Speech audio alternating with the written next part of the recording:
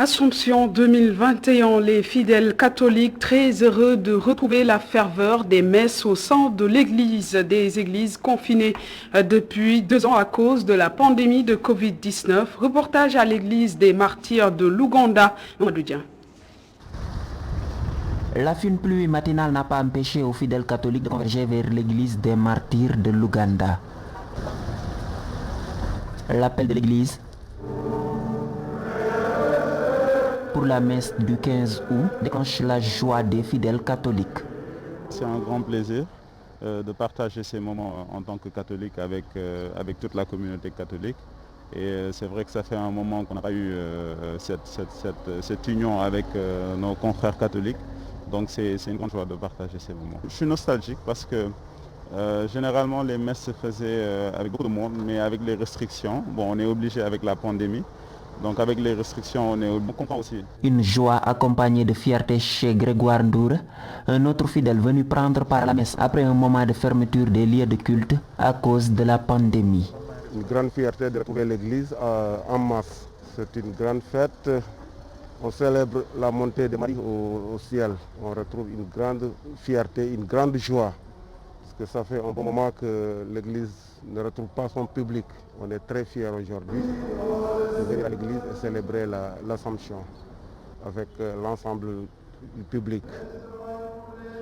Le virus a confiné depuis 2 ans les lieux de culte et l'Assomption est célébrée en pleine 3e vague. Mais la cellule de communication des martyrs de l'Ouganda évoque le respect des gestes barrières. Nous avons l'habitude, durant toutes les messes, depuis la reprise au mois de novembre, d'observer les mesures barrières. Mais ces temps-ci, avec cette 3e vague, donc nous nous sommes adaptés. C'est pour cela, à l'intérieur de l'église comme à l'extérieur, toutes les personnes qui viennent assister à la messe, nous leur demandons de porter leur masque. Le port du masque, il est obligatoire.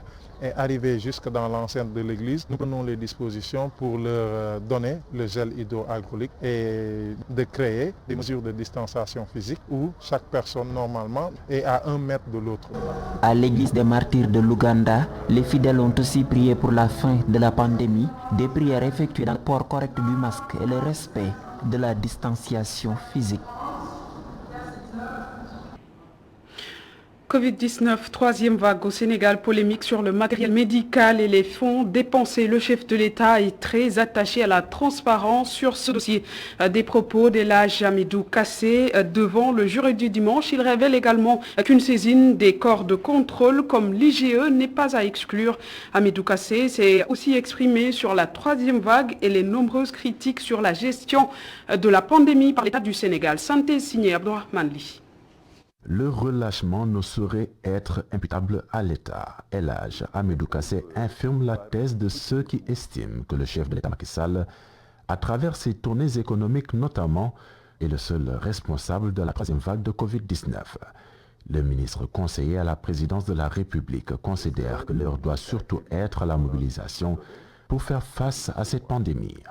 D'ailleurs, il souhaiterait bien voir des images des guides religieux se faisant vacciner pour donner plus d'ampleur à la campagne de vaccination. Je pense que s'ils acceptent d'être vaccinés et qu'ils donnent l'exemple en public, ça peut valoir à notre pays très rapidement, je ne dirais pas une immunité collective, mais en tout cas des pas très décisifs dans la lutte contre la maladie. Donc moi personnellement je le souhaite. Pendant ce temps, le patron de Souma Assistance déclarait devant le jury du dimanche que des équipements médicaux de structures sanitaires publiques étaient vendus à des cliniques privées. Une déclaration qui lui a valu une interpellation à la brigade de recherche de la gendarmerie de Faidherbe à la suite d'une plainte déposée par le ministère de la Santé et de l'Action sociale. Une affaire suivie de près par le chef de l'État, à en croire son conseiller. Moi, ça c'est absolument certain, même si je n'allais pas discuter avec lui, mais je sais qu'il tient à ce que cette situation-là soit élucidée. En activant l'IGE? Je ne sais pas quel corps de l'État ou comment il va procéder, mais c'est sûr qu'il ne peut pas mettre autant de milliards et puis entendre ce genre d'allégation et rester les bras croisés. Ça, il faut le lier également à la plainte déposée par le ministère de la Santé. Parce que quand même, c'est un discrédit. Une saisine des corps de contrôle comme l'IGE n'est donc pas à écarter. En attendant, l'affaire continue à faire couler beaucoup d'encre et de salive. Et la Hamidou Kassé s'est également prononcé sur la polémique autour des supposées fraudes concernant la révision des listes électorales. L'invité du JDD de ce dimanche accuse plutôt l'opposition de manœuvres frauduleuses et la Hamidou Kassé, responsable de l'APR, est au micro de Mamadou Burakan. C'est-à-dire que c'est l'opposition qui est aujourd'hui objectivement dans une stratégie de fraude. Pourquoi? Mais notre code électoral exige pour l'inscription la carte nationale d'identité. Mais ça, c'est pour justement parer à toutes les tentatives de faire voter des personnes qui ne sont pas des Sénégalais. Quel intérêt l'opposition aurait à faire voter des personnes qui ne sont pas des Sénégalais? Parce qu'elle sait que les élections à venir constituent un enjeu, premièrement. Deuxièmement, elle sait qu'aujourd'hui, pour l'essentiel, la coalition Benno Bokk Yakaar est hégémonique dans les collectivités territoriales. Elle sait également que nous sommes dans une stratégie d'unité, de discipline. Je vais vous dire une chose, mais c'est surtout au niveau de certaines communes à Dakar qui sont détenues par l'opposition où toutes sortes de blocages ont été faits pour empêcher des gens de s'inscrire. Parce qu'on soupçonne ces gens-là appartenir à la majorité. Le président, ce qu'il a dit, c'est clair. Il a dit, en commentaire de ses propos, il veut simplement dire que nous sommes une seule et même coalition. Que l'ancrage même du pouvoir central dépend de notre ancrage à la base, c'est-à-dire dans les communautés territoriales. Il dit, mettons sous le boisseau nos intérêts particuliers, privilégions l'intérêt politique de la majorité, c'est-à-dire de Benno Bokk Yakaar. Donc réalisons des conceptions. Hivernage 2021, les lenteurs observées dans les travaux de la route principale de Rufisque 2 ont fait sortir les populations riveraines démarrées depuis plus de 4 ans. Chaque hivernage, les populations aux alentours subissent des inondations liées au problème de drainage des eaux de pluie à cause donc de ces chantiers. Le reportage est signé Babacar Seck. Les populations de la cité des enseignants vivent un véritable calvaire avec le chantier de la route qui s'éternise. Depuis 4 ans que dure le chantier, chaque hivernage, les résidents des cités sont victimes d'inondations. Nous avons un problème de drainage des eaux de pluie qui nous pose problème, qui commence à inonder notre cité. Il a fait une seule pluie et toute notre cité a été inondée. Les maisons avoisinantes ont subi l'inondation, jusque dans leur salon. En plus de ce désagrément, il y a les ordures qui sont jetées dans ce canal, qui protègent la route, qui sont drainés depuis les HLM et qui passent par là, qui drainent les ordures en même temps, qui stagnent comme ici, vous les voyez, comme vous le voyez. Ces ordures sont là, qui stagnent, qui nous posent des déboires, qui nous amènent les moustiques, qui nous amènent les mauvaises odeurs et tout le problème que ça comporte. Selon les populations, le mur de l'autoroute à péage est venu aggraver la situation. L'Eiffage a fait un mur qui barre la route, qui drainait les eaux de pluie qui venaient des cités environnantes, cité Tako, Dabar, etc., qui passaient par là et qui allaient rejoindre l'autoroute à péage, a été barré par le mur de l'Eiffage. Et maintenant, l'eau retourne dans la cité et inonde les maisons environnantes. Et bientôt, ce sera tout au fond de la cité qui sera inondée. Au-delà des inondations causées par la route, un problème de sécurité se pose avec des véhicules qui roulent à vive allure. Aussi, la circulation de ces véhicules nous cause problème. Les verts blancs, les taxis clando roulent à vive allure. La voie a été faite, elle n'est pas encore terminée. Nous avons réclamé depuis, après une première manifestation, des dos d'âne, mais jusqu'à présent, vous voyez que nos enfants sont exposés à des risques réels. Pour rappel, le chantier de la route qui mène à la cité Serigne Mansour, Babou Salam et la cité des enseignants entrent dans le cadre du programme de modernisation des villes.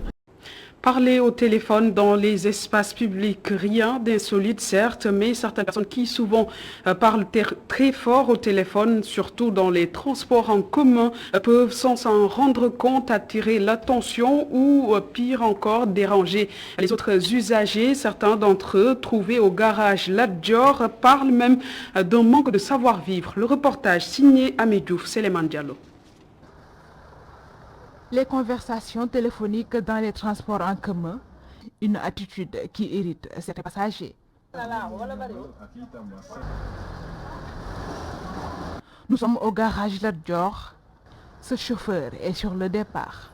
Il déplore le comportement de certains clients qui le déconcentrent souvent, dit-il, à cause du téléphone. Je suis confronté à ces genres de situations. Ils font ce qu'ils veulent dans la voiture sans calculer les autres. Des fois, quand je suis au volant, ils me déconcentrent. Ils peuvent même t'induire en erreur.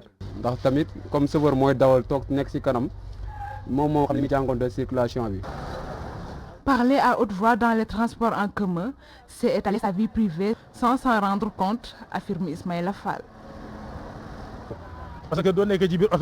J'en suis témoin. Avant-hier, une dame était à côté de moi dans le bus. Elle était au téléphone, mais elle dérangeait tellement que tous les autres passagers sont restés calmes pour la laisser parler. Elle réglait des problèmes familiaux. Elle étalait sa vie privée sans s'en rendre compte.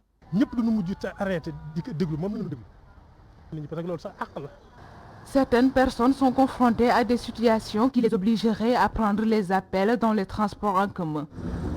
De comprendre les gens parce qu'il y a des appels qui sont vraiment utiles à qui on ne peut pas tout simplement les répondre. Donc on est obligé de répondre à ces appels-là. Donc il faut tout simplement être compréhensif des fois dans les voitures. Les conversations téléphoniques, les pieds sur les chaises, les crachats sur les vitres, les insultes, tant d'actes d'incivisme constatés dans les transports en commun, des comportements à bannir. De la culture, dans ce bulletin d'information, la cérémonie d'initiation du Boucoute des Bayottes va démarrer ce 16 août. 7 villages des peuples Bayottes enverront leurs fils 45 jours durant dans le bois sacré. Une cérémonie dans cette partie sud du Sénégal qui a reçu l'appui financier de l'État. Les précisions à Ziguinchor, Hassanba. Ces pas de danse résument toute la joie de ces garçons qui vont entrer dans le bois sacré 45 ans après leurs aînés. Cette étape marque un passage important dans la vie des Diola. Tout homme doit franchir cette étape-là pour être un jeune, disons, pour être un homme majeur. Tant que vous n'avez pas franchi cette étape-là, il y a de ces rencontres, de ces milieux, de ces assises que vous n'allez pas assister. Aujourd'hui, c'est la dernière étape, c'est depuis 1976. Depuis 1976, le peuple Bayotte n'a pas connu de Boucoute. Un Boucoute qui s'annonce par des signes que seuls les sages peuvent détecter. Mais cette fois, la sécurisation de la zone après 39 ans de conflit armé qui avait fait beaucoup de déplacés en est une. Le gouverneur de la région qui avait présidé la cérémonie de remise de dons de l'État pour le Boucoute salue le travail des hommes du colonel Souleymane Kandé dans cette partie du département de Ziguinchor. C'est pourquoi, depuis le début, l'administration a tenu à vous accompagner, à vous soutenir pour une bonne réussite. Je voudrais citer un accompagnement essentiel. C'est la sécurisation de la zone par l'armée. Et c'est le moment de féliciter le colonel, commandant de la zone militaire numéro 5, le colonel Kandé, qui a compris que la sécurité est l'élément fondamental pour la vie en société.